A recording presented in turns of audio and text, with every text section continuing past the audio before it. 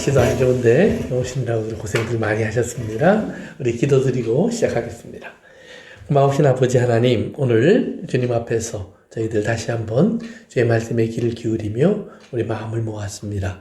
이 자리 주님 함께 하시고 우리들의 발걸음을 인도하시며 우리들의 마음과 생각을 지켜주옵소서.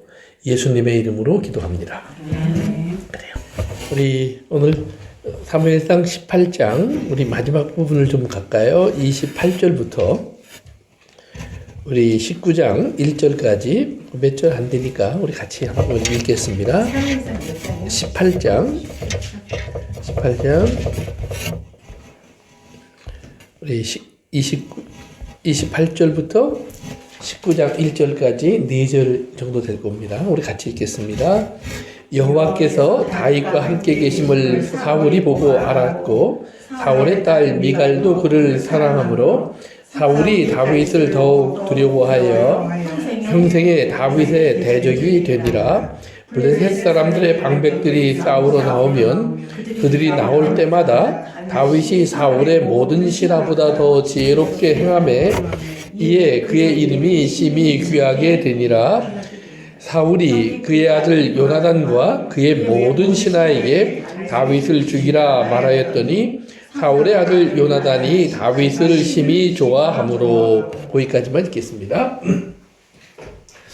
우리가 이제 골리앗을 죽는 사건부터 우리가 이제 다윗이 이제 등장하는 그런 이제 광경을 보았습니다. 그래서 하나님이 다윗을 구원자로 사용하시는 모습입니다. 구원자로 사용하시는 거예요. 그래서 이제 다윗이 구원자로 등극을 하면서 사울이 자기가 왕인데 자기의 위치가 점점 다윗에 비해서 작아지는 것을 느껴서 위기감을 느꼈습니다. 그래서 지난 시간에 본 것처럼 사람들은 다윗을 이제 사울보다 더 강하고 더 능력 있는 사람이라고 칭송을 하기 시작하는데, 재미있는 것은 사울이 그것을 시기하기 시작하고, 그 다음에 이 시기가, 그 다음에는 이제 다윗을 죽이겠다고 하는 마음으로 바뀌게 됩니다. 그런데 그 다윗을 죽이겠다고 하는 마음으로 바뀌는 그 과정 속에 뭐가 있냐면, 여호와가 다윗과 함께 있다 라는 말이 계속해서 성경에 반복이 되기 시작합니다. 즉 하나님이 다윗과 함께 있는 모습이 등장합니다. 그러면 하나님이 다윗과 함께 있는 모습은 어떤 의미로 어떻게 나타났느냐? 승리라고 하는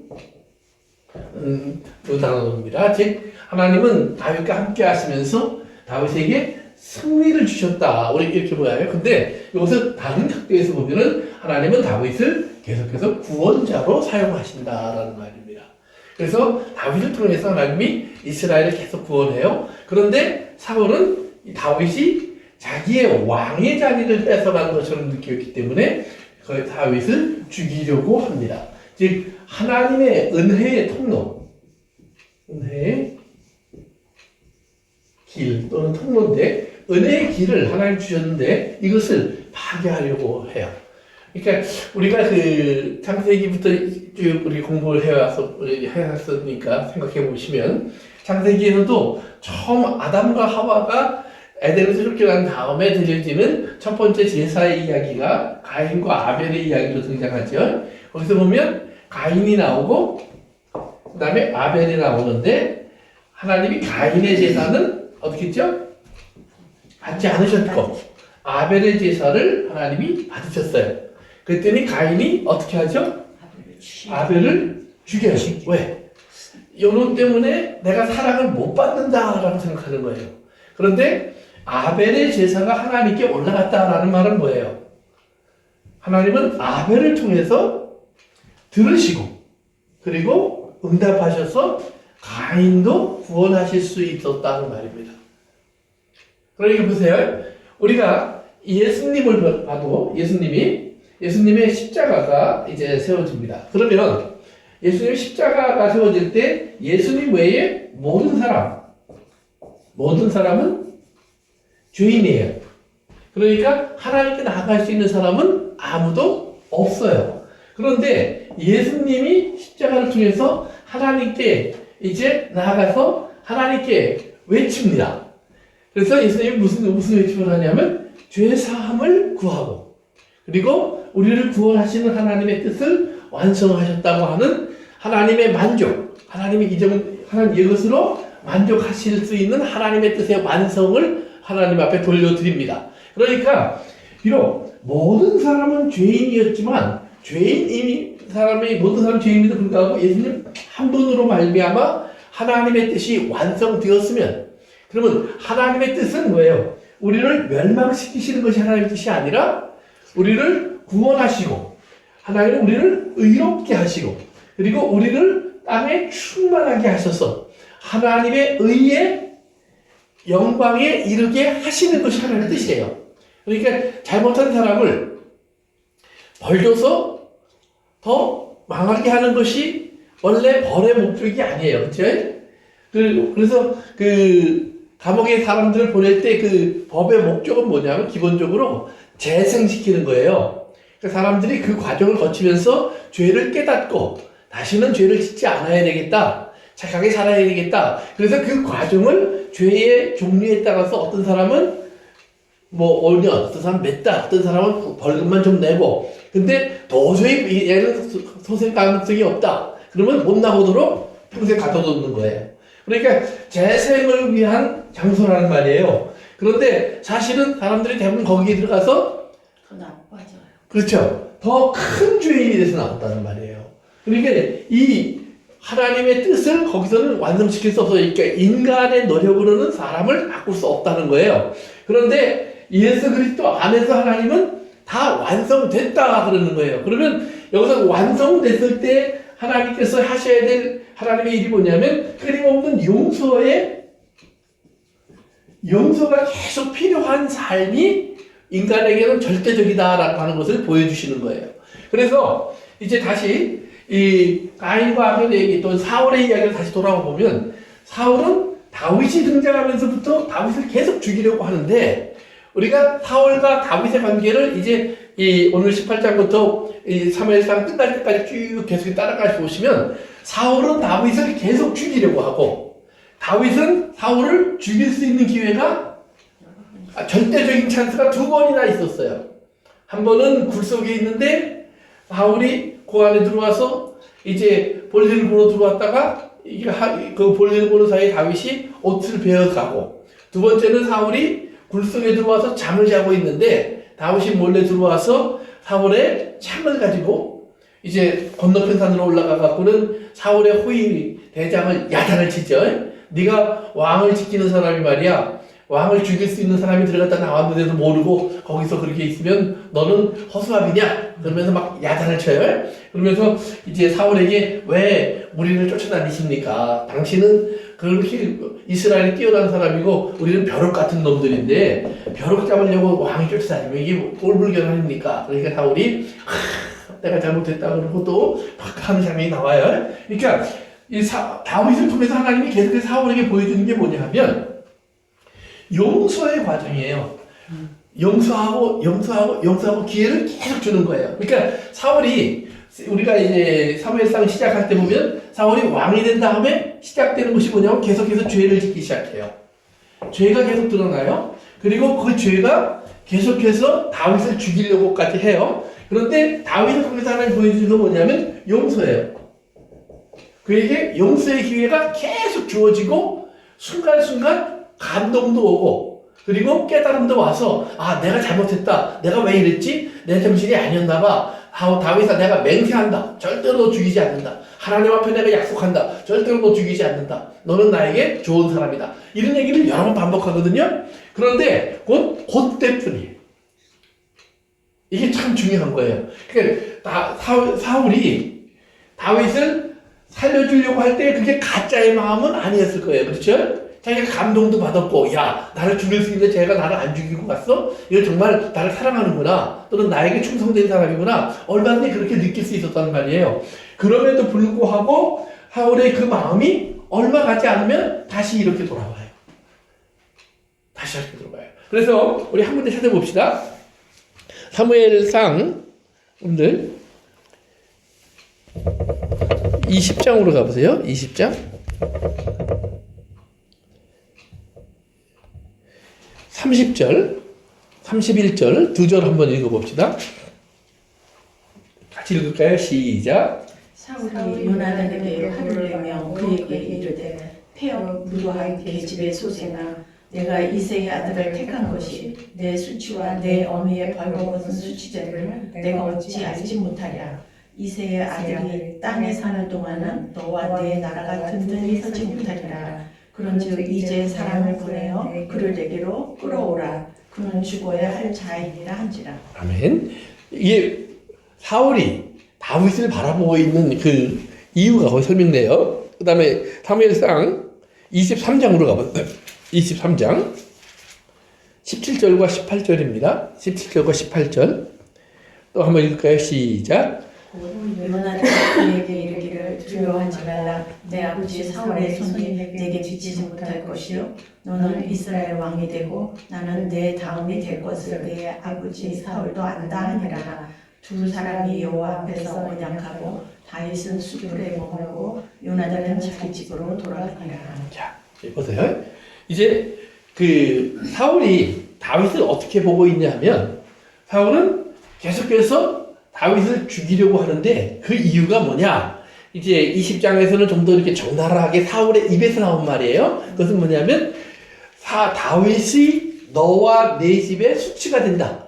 이 말은 뭐냐면 다윗이 살면 너는 망할 거야 이 말이에요.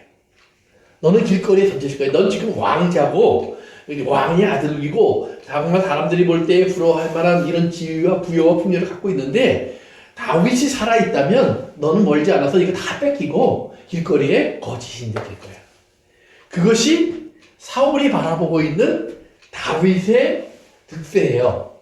그러니까 여기서 이제 우리 생각해 봐야 될 게 그거예요. 세상적인, 물질적이고 세상적이고 육체적인 것은 사람들이 어떻게 보이냐면 저 사람이 가지면 나는 못 갖는 거예요.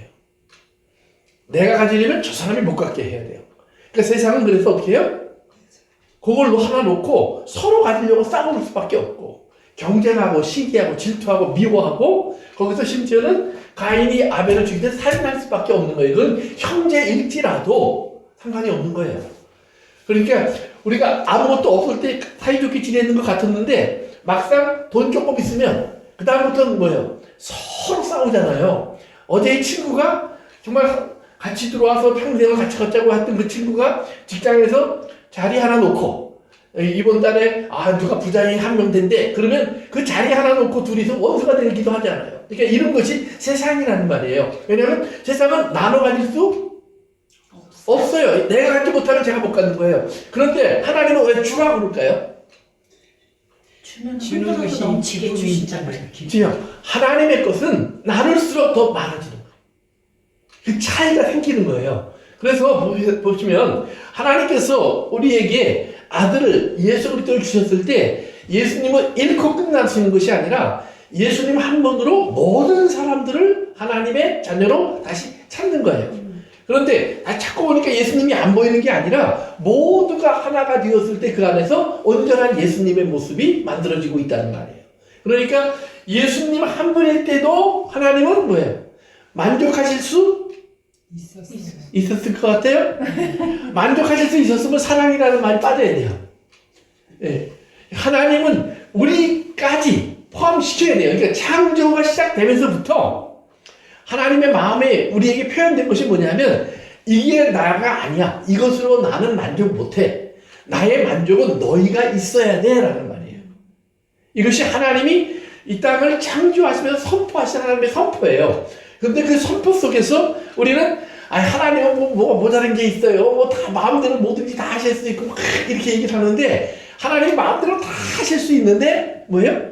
사랑을 다시 찾아오는 것은 하나님 마음대로 안 되는 거예요. 사랑하시는 것은 하나님 마음대로 하시는 거예요. 그렇죠?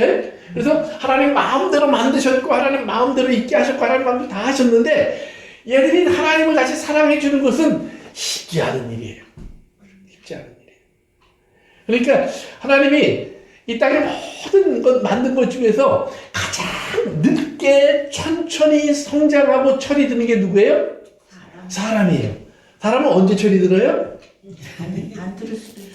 평생 안 들어요. 평생 안 들어요. 근데 사람이 나이가 먹으면서 깨달아가는 것이 자꾸만 생겨요. 그러니까 어릴 때는 뭐 엄마 사랑하고 아버지 사랑하는 게 아니죠. 본능적이죠, 거의.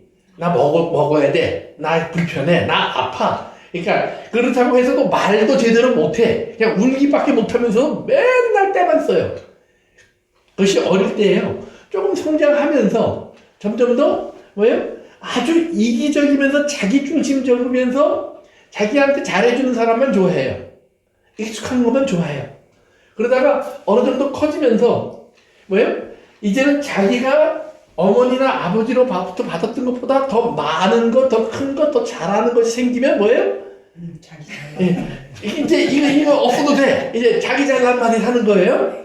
그러다가 이제 부모님들 항상 제가 지난번에도 얘기했지만 항상 하는 얘기가 있죠? 누굴 나라고요? 너 같은 자식. 너 같은 자식 하나만 낳아서 꼭 키워보라고. 그러면 이제 나 같은 자식을 낳아서 키워보면 뭘 알아요? 엄마의 그 자기 키우면서 어려운 그렇죠. 사랑이 뭔지를 조금은 알기 시작해요. 그러니까 엄마가 저주하듯이 너 같은 자식 꼭 낳아서 꼭 키워봐. 그러면 너도 사랑을 알 거야. 엄마는 그 말을 한 거지. 절대로 너도 개고생을 좀 해봐. 이 얘기한 게 아니에요. 너도 사랑이 뭔지를 알 거야. 네가 원하는 대로 내가 안 되고, 네가 원하는 걸 내가 다 못 주고, 네가 원하는 대로 내가 행동하지 않아도 내 안에 어떤 사랑이 있는지를 네가 그때 가면 조금은 알 거야. 그래서 그 사랑을 아는 것이 뭐예요? 철들어가는 거예요. 그래서 사랑을 알면 철들어가면 그렇기 때문에 이제 할아버지들이 손주 키울 때 느긋해지는 거예요. 할머니들이 손주 키울 때 엄마들이 야단치면 야야야 아이는 다 그러면서 큰다. 근데 자기도 할머니가 엄마일 때는 야 내가 그렇게 하지 말라고 그랬지 이 얘기를 했다고요. 그런데 나중에 한 30년 더 지나고 와서 보니까 그렇게 말한다고 애가 바뀌어지는 게 아니더라고요. 클 때까지 기다려줘야 돼. 이제 그거를 조금씩 깨닫는 거예요. 그러니까 나이 많은 사람들이 지혜로운 사람이라는 말은 뭐냐면 기다려주는 법이 뭔 줄을 아는 거예요. 시간이 어떤 일을 하는 것을 아는 거예요. 그러니까 사람은 쉽게 만들어지지도 않고 쉽게 완성되지도 않아요. 그렇지만 사랑은 항상 거기 있어요. 그러면서 끊임없이 그 사랑은 일하고 있어요. 일하고 있어요. 그러니까 우리가 그 사랑 속에서 제가 내 걸 뭘 뺏어가요. 내 기쁨을 뺏어가고 또는 내 젊음을 뺏어가고 내 재산을 뺏어가고 하는데 그것 때문에 안 뺏기려고 막 싸우고 아둥바둥 되지 않는다는 말이에요. 사랑 속에서는. 사랑은 이걸 줘도 괜찮아. 이건 다 가져가도 괜찮아. 심지어는 나를 가져가도 괜찮아. 너만 잘 되면 돼. 이게 사랑의 본질이에요. 그러니까 사랑은 세상을 가지는 사람들은 사랑이 사람이 아니라 물질이에요. 사람이 아니라 상대가 아니라 나예요. 그렇기 때문에 서로를 하나 되지 못하는 거예요. 그러나 다른 사랑, 하나님의 사랑을 얘기하는 하나님의 사랑은 여기 뭐예요? 그건 내가 가져야 되는 것이 아니라 저에게 내가 주는 거예요. 뭘? 내 사랑을 주는 거예요. 그러니까 돈을 주고 물질을 주고 성공을 주는 게 아니라 사랑을 주는 거예요. 그러니까 모든 부모가 할 수 있는 것이 사랑이에요. 가난한 사람이나 부자나 또는 똑똑한 사람이나 미련한 사람이나 장애가 있거나 불편하거나 아프거나 또는 건강하거나 다 할 수 있는 것이 뭐냐면 사랑이에요. 그러니까 하나님은 우리에게 그 사랑의 사람이 되라고 하는 거예요. 다른 것은 달라요. 그러나 사랑은 누구나 할 수 있어요. 그리고 모두가 할 수 있어요. 그리고 다 줄 수 있어요. 근데 사랑하면서 내가 저에게 원하는 걸 못 해주는 것이 안타깝지 사실은 저 사랑하면서 저 사람에게 내가 사랑을 안 주고 숨겨놨던 게 있어서 행복한 건 아니에요. 그래서 사랑은 그런 거예요. 그래서 성경에서 하나님이 사울과 다윗의 관계를 통해서 시작해서 보여주는 게 뭐냐면 하나님이 함께하는 다윗을 보는데 사울은 뭘 보냐면 계속 뺏길 걸 봐요. 왜? 제가 나보다 하나님의 사랑을 받아? 그러면 내가 하나님 사랑받을 때 하나님이 나에게 이걸 줬는데 하나님이 쟤를 사랑하면 내 것 뺏어서 쟤에게 주겠네? 이것이 사울의 논리예요. 하나님의 논리는 뭐냐면 네가 그 사랑의 길을 찾지 못하니까 내가 이 사랑을 통해서 너도 사랑할 거야. 너를 품을 거야. 너를 키울 거야. 이걸 지금 하나님 계속 보여주면서 다윗의 사랑 안에 사울이 있어요. 다윗의 사랑 안에 사랑이 있다는, 사울이 있다는 말은 뭐냐면, 하나님의 사랑 안에 너는 아직 버림받지 않았어라는 말을 하나님이 해주시는 거예요. 그런데 사울은 그것을 버림받지 않았어로 해석하는 것이 아니라 내 거를 도둑질할 놈, 뺏어갈 놈으로 바라보면서 요나단에게 네가 지금 다윗 살리려고 애를 쓰는데 다윗 살려주면 너 벌거벗을 거야 이 말이에요. 그런데 그 벌거벗음이라는 말을 우리가 잘 깨달아야 하는 것이, 벌거벗으면 어떤 것을 벌거벗었다고 하냐면 두 가지예요. 하나는 하나님 앞에 부끄러움이 없는 사람이 벌거벗을 수 있어요. 그렇죠? 아담을 만들었을 때 벌거벗었으나 부끄럽지 않았잖아요. 예수님이 십자가에서 벌거벗었지만 부끄럽지 않았잖아요. 그렇죠? 그러니까 또 하나는 뭐예요? 죄가 있으면 그것이 뭐가 돼요? 수치와 부끄러움이 돼요. 그러니까 사울이 지금 요나단에게 야, 너 부끄러워질 거야. 이 말은 뭐예요? 너 죄가 있어. 이 말을 하는 거예요. 나도 죄가 있어. 죄로 너를 바라봐. 그러니까 너 벌거벗은 모습이 내게는 그렇게밖에 안 보여. 그러나 사랑으로 바라볼 때, 그를 의의 자리에 옮겨놓고 봤을 때는 그 벌거벗음이 뭐예요? 내가 사랑해줘야 되고, 내가 품어줘야 되고, 내가 안아줘야 되고, 내가 덮어줘야 될 사람을 보이는 거예요.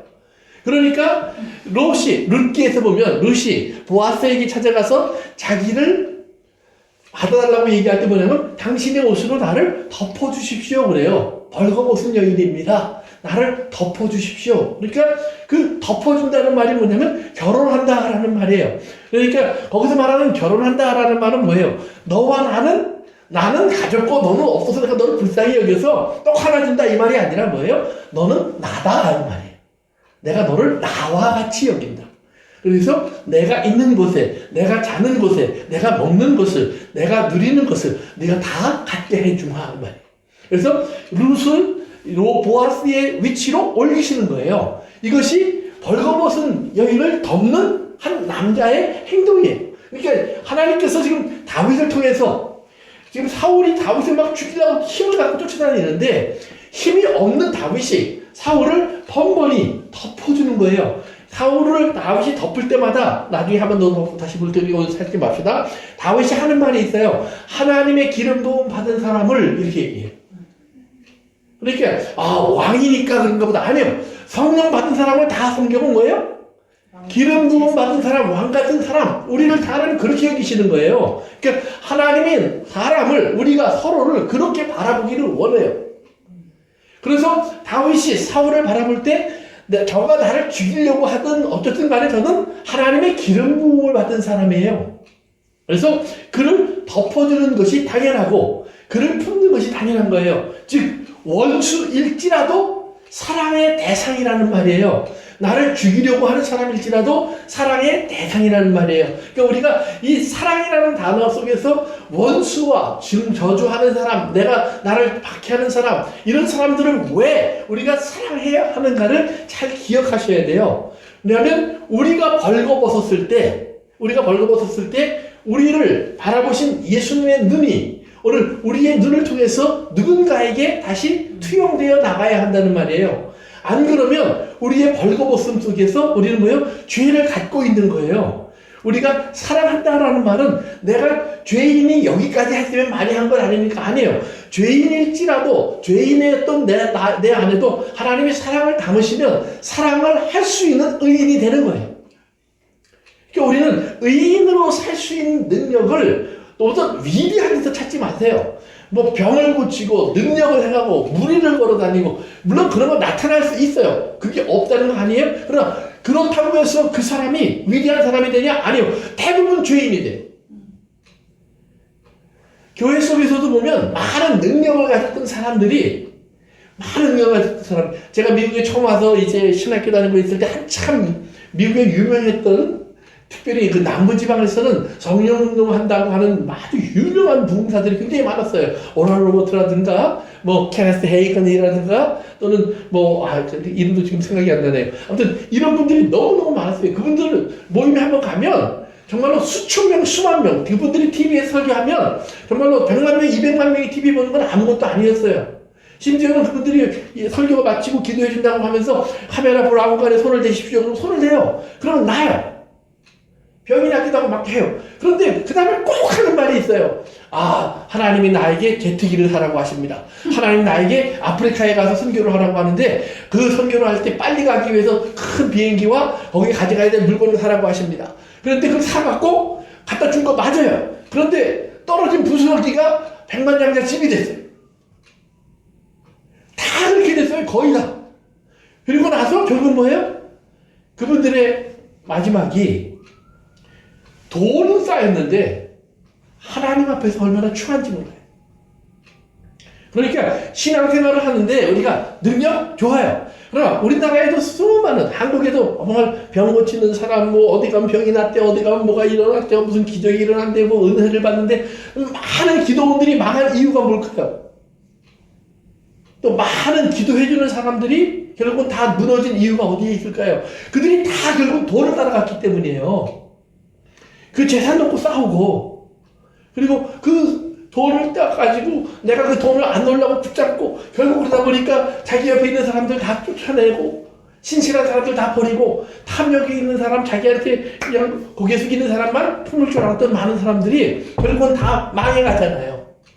그러니까 얼마나 부끄러운 이야기가 지금 80년대까지만 해도 세계 최대의 교회, 가장 부흥하는 교회 가서 다 한국 교회를 가서 한번 구경하고 보고 배우고 거기서 어떻게 그런 역사가 일어나는지 배우자. 그러면 한국 사람들이 항상 얘기했던 게 뭔지 아세요? 우리는 새벽 기도해. 우린 찬양 기도해. 우리는 일주일에 6번도 모이고 7번도 모여. 열심히 해. 우리는 세계에서 11조를 가장 많이 하는 민족이야. 뭐 많은 걸 자랑했어요. 그리고 우리는 한번 모이면 100만 명씩 모여. 막 이런 거 자랑했어요. 그런데 그 자랑한 모든 것이 지금 똥같이 됐어요. 왜요? 교회가 지금 뭐예요?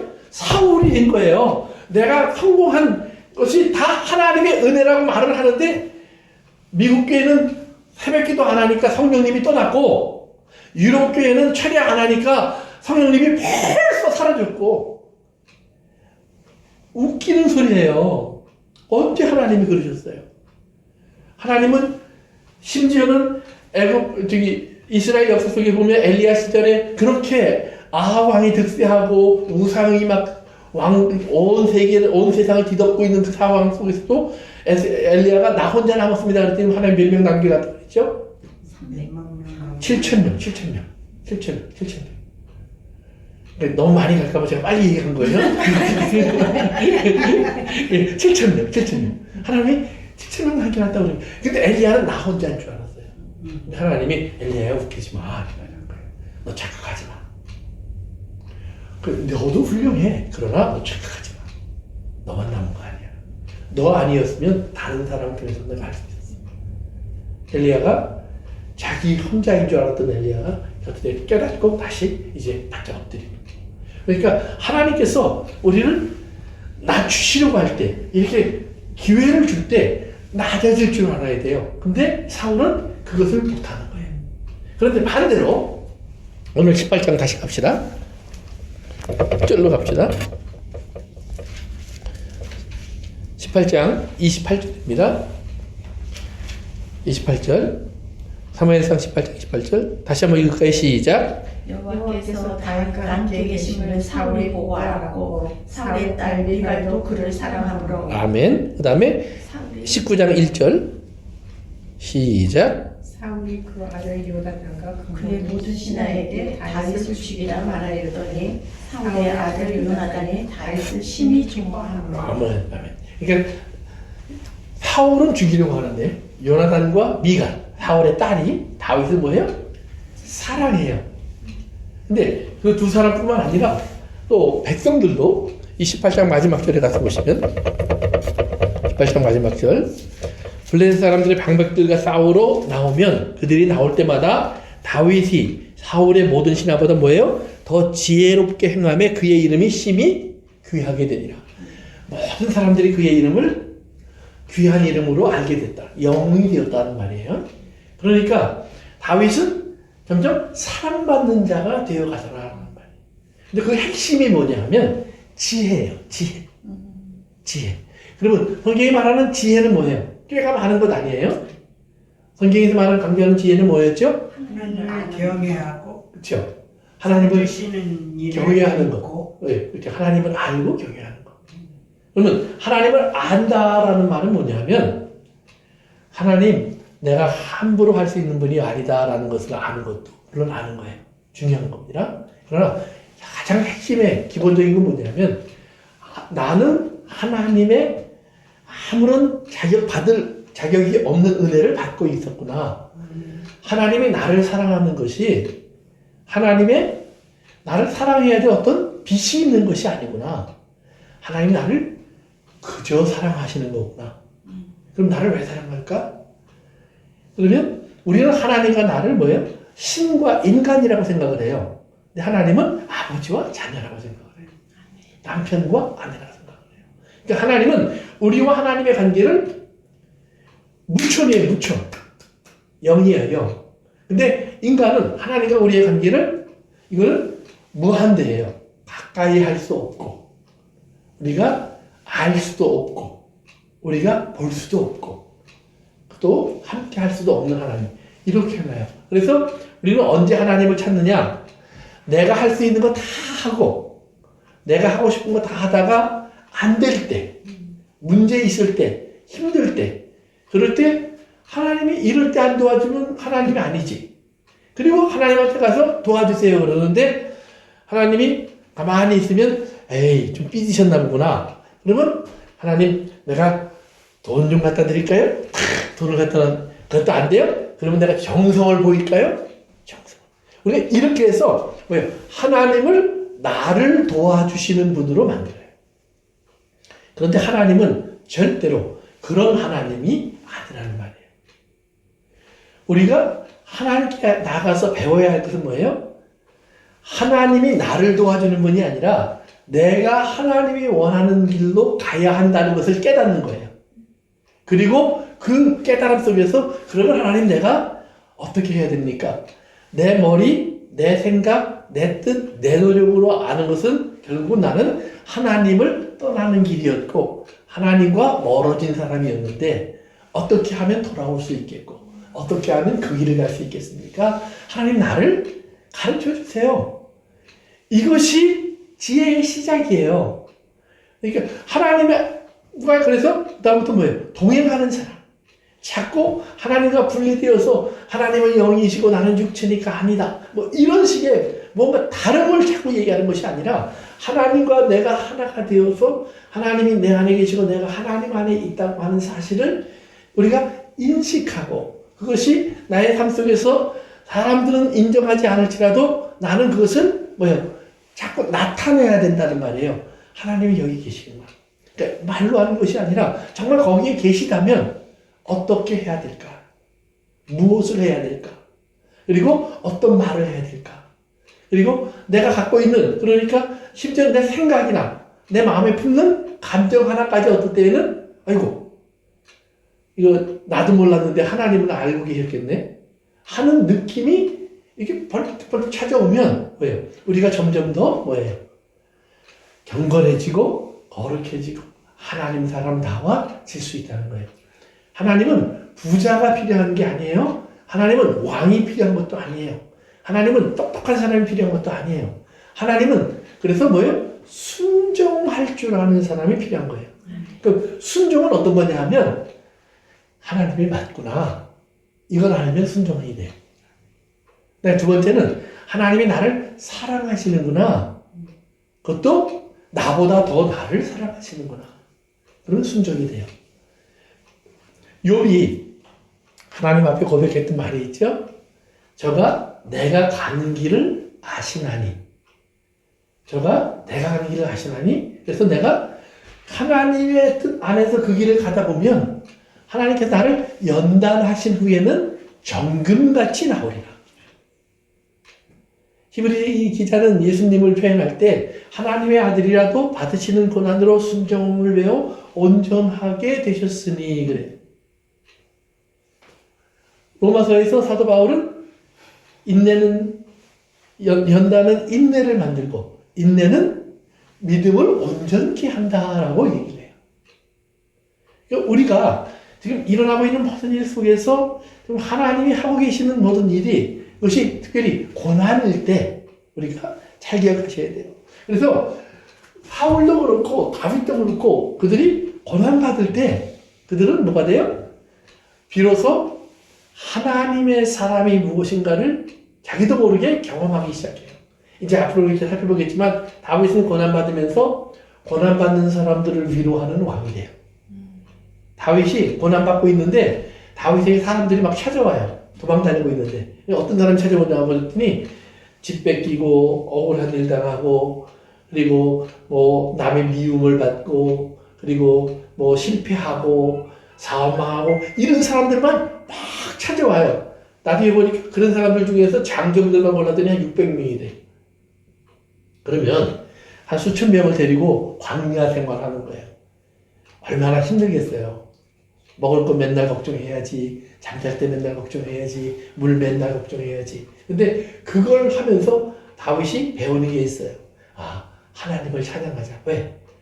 하나님이 우리를 먹이시고 돌보시고 입히시는구나. 그러니까 그러면서 다윗이 거기서 뭐예요? 하나님의 사랑을 배워서 사울을 자꾸 용서하기 시작하는 거예요. 그러면 그 용서 속에서 다윗이 배우는 게 뭐예요? 아, 왕이라는 것이 뭔지를 배우는 거예요. 자기를 잡으러 쫓아다니는 사울 같은 왕이 있고 이곳에서 광야에서 배고픔 속에서 굶주림 속에서 피난 생활하면서도 핍박받으면서도 내가 저 사람들을 돌봐줄 수 있네. 내가 저 사람을 지켜줄 수 있네. 나한테는 내 목숨 하나도 지키기 힘든데 어떻게 이게 가능하지? 아, 내 능력이 아니라 하나님이 주시는 방법으로는 이게 되는구나. 그러니까 내가 좀 가난하다고 해서 선한 일을 못하고 내가 연약하다고 해서 의로운 일을 못하는 것은 아니단 말이에요. 오히려 그 의로운 일을 못할 것 같은 그 자리에 있었기 때문에 오히려 거기서 나에게 내가 도울 수 있는 사람들이 따로 있어요. 그러니까 왕의 자리에 있으면 그들이 가까이 갈 수 없는 사람이에요. 그런데 쫓겨다니는 사람이니까 다윗을 따라다니다 보면 우리도 뭐 어디서 숨을 수 있고 하룻밤 없이 뭐 할 수 있고 또 가보니까 또 지내보니까 또 그런 일이 자꾸 반복되니까 그 주변에 자꾸 사람들이 몰려들어서 나중에 그 사람들이 다 용사가 돼요. 그러니까 우리가 하나님께서 지금 다윗을 통해서 여호와가 함께 하시는 것을 통해서 두 가지 현상이 나타난단 말이에요. 하나는 뭐예요? 하나님이 함께하는 사람은 사울, 세상에 힘을 가진 힘을 사랑하는 사람들에게는 미움의 대상이 된다. 그는 예수님도 똑같아요. 예수님이 이 땅에 계실 때 세상에 힘을 가졌다고 하는 사람들은 예수님을 미워했어요.